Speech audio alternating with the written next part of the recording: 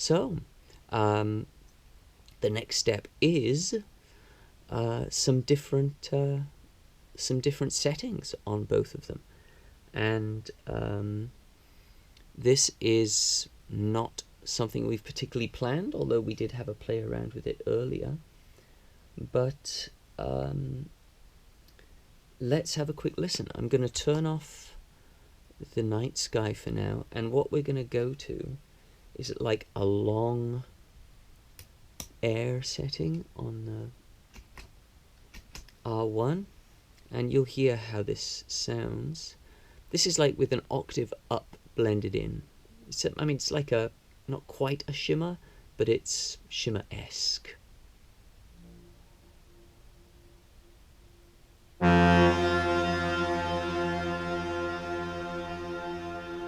Yeah, maybe not very subtle, but that diffuse feeling I like very much.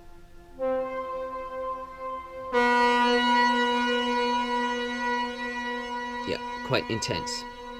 But if we add in our strymon, you can hear the length of that. I can tell that the length of that is going to be very nice for fade outs.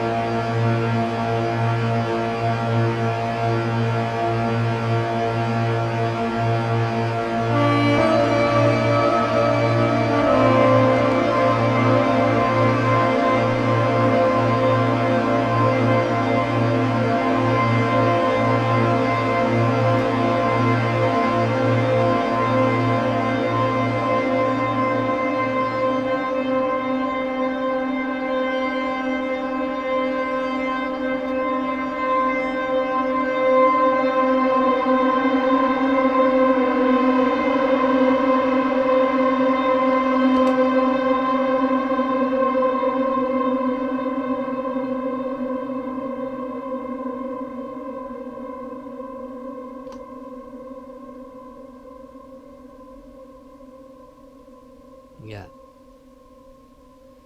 Introducing a little morph function that we've got there, which basically just adds a lot of speed and depth, especially to the modulation that's on that setting. I'm not sure that there's that much modulation on it. Let's check. No, it's actually zero modulation. So with the morph setting, the speed and the depth of the modulation and it's a random modulation go up. That was a very nice surprise little effect in there. But that worked out quite nicely, and in fact that long air setting with the sound of the night sky there, very satisfying, especially lovely with that morph setting. But there is the danger of overload here. So like we have another setting here which is one of our ones inspired by excuse me, shifting position here, inspired by the what do they call them, impulse responses of real life objects. What are those pedals called? Can't remember off the top of my head. But let's turn off the R1 for now. And this is inspired by rain. And obviously it's not exactly that. It's not an exact impulse response, but it's inspired by that idea.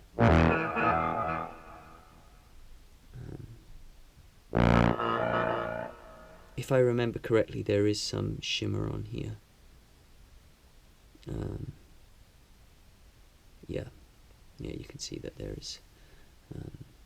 That's the you can probably see from the red light on there. That's where the shimmer is at, and that puts us up an octave with the shimmer, and there's the glimmer on there as well. Down low, it's a very fun and interesting response. But have a listen, because this is stacked reverbs. If we add the air in there as well,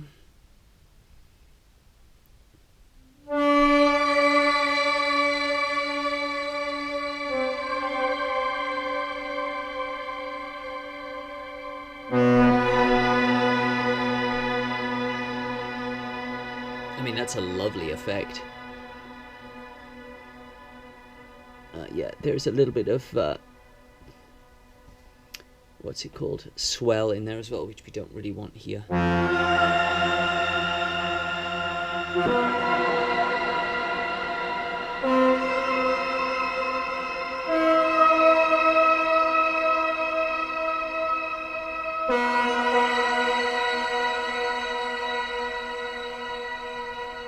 That's beautiful in itself. However,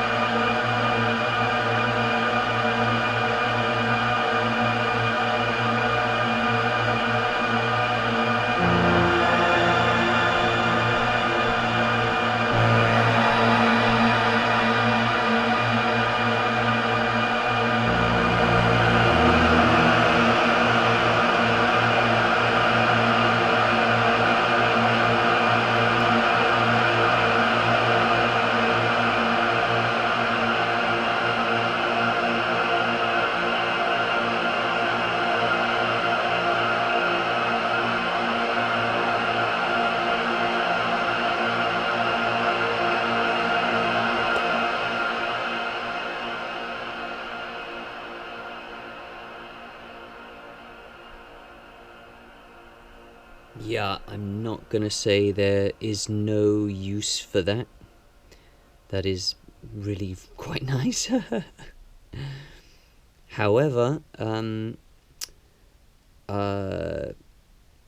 overtones, that's pretty intense, um, like harmonics wise.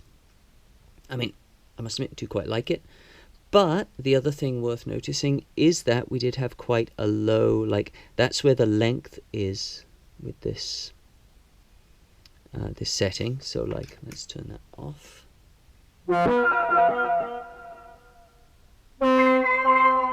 So when we were disengaging the infinite here, it was turning off quite quickly. Probably what we would benefit from is something like this.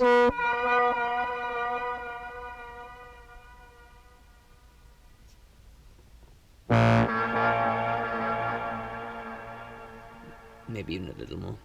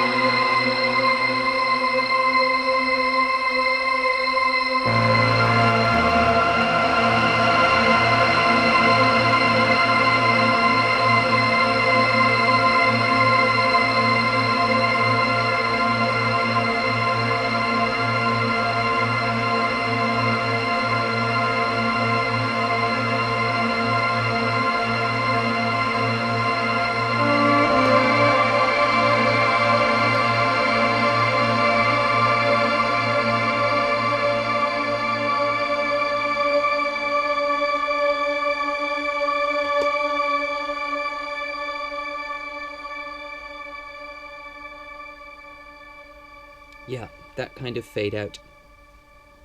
Very pretty. Now, not saying that that is not usable, it certainly is. However, that is a pretty intense effect. What we're going to do is try out that with, let's say, a hall. This is a long hall.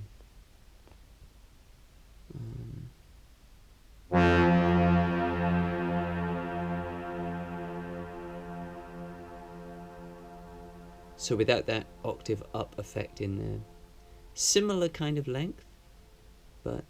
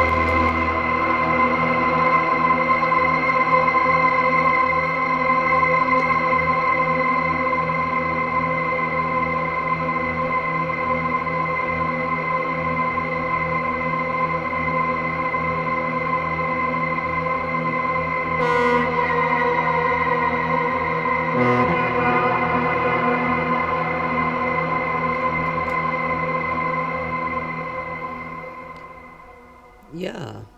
Um, so I feel like we're making our point here. There was definitely more room in that last example for the higher effect in the night sky to come through when it was present. I mean, there was a little bit of clipping or overload or whatever there, but yeah. So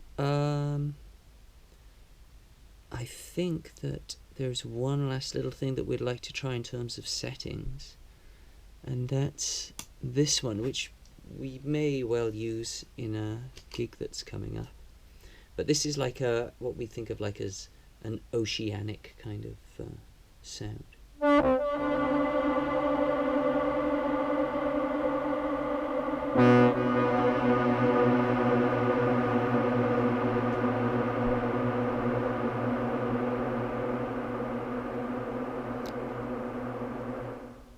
This is what they call the big fucking reverb.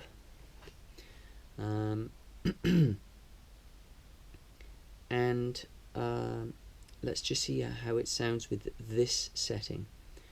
Don't remember how this sounded when we were doing our little bit of experimenting before, but I think that the point is already quite clearly made that, like, you know, essentially because we're stacking reverbs, it's important to consider the kinds of reverbs that you're stacking, and also the mix and decay rates of them, decay length, whatever we choose to call it.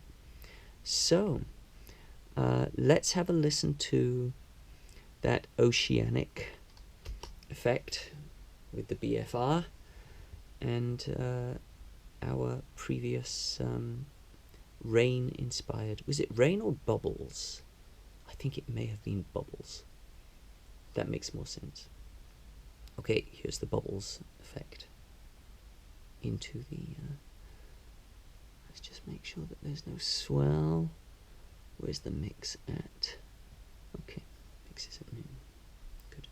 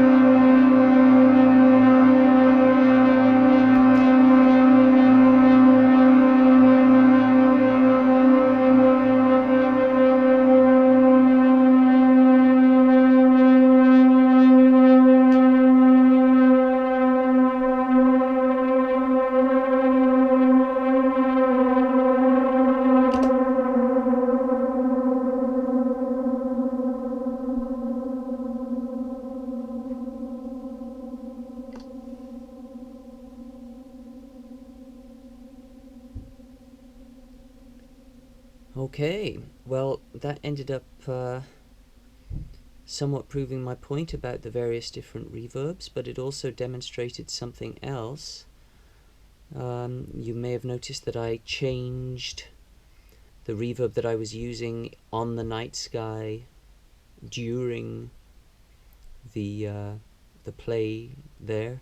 So while the R1 was frozen, changing the reverb sound on the night sky. So that's another possibility here, is if you have presets saved, being able to switch those around and changing textures on the fly.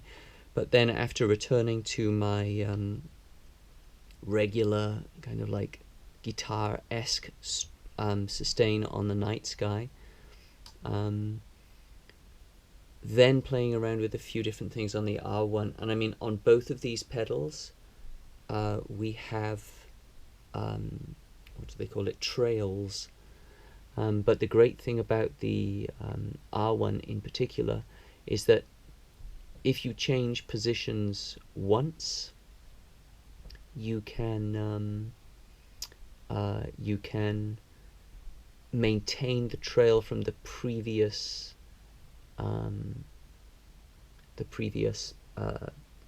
algorithm that you were using. Also, what I have found is that you can move the infinite through the different algorithms, which is something that you can't do with the nightsky.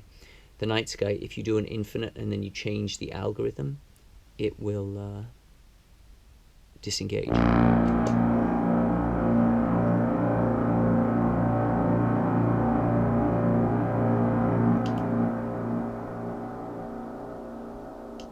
You see what I mean?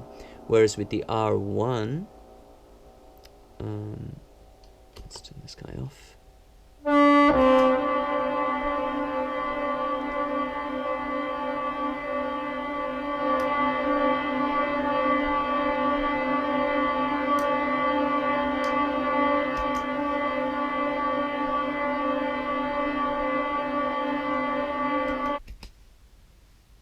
Yeah, definitely something going on there where it's not quite, for example, we didn't get, just then when we went to the air, we didn't get the air effect. So, but the freeze is transferable through the different algorithms. Haven't gotten much more deep into that, but you get the idea. One other thing is, you may have noticed that when we hit that,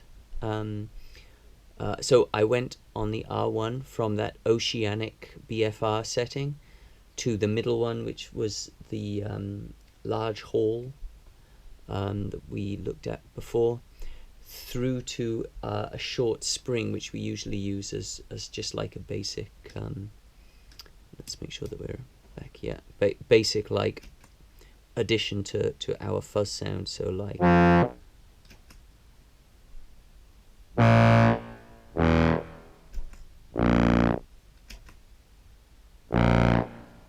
but you can hear how it's quite short. So knowing that it was short, we brought up the decay so that it would fade out nicely, and that was a very interesting texture. Worth noting that the setting that we use here is kind of based on a plate, and that plate spring combination was very nice. I loved the metallic swirling that we got there. Okay, I think that just about covers everything. It's been a great deal of fun playing around with this, and I think that we will definitely be using this in gigs. The idea of having the two reverbs on the go and having like the inside and the outside, with the basic rule that like you have to have the outside frozen before you let go of the inside. You know, when that is kind of understood on a practical level, then it's much easier to kind of like keep it going. But and then some of the different stuff about the lengths of the different reverbs and how that affects them as ambient textures moving one to the other. But yeah, I think that brings us to a conclusion there. I hope this has been as interesting and enjoyable for you as it has been for us, and thank you for sticking around this long if you have. That's it, and until the next video, be well.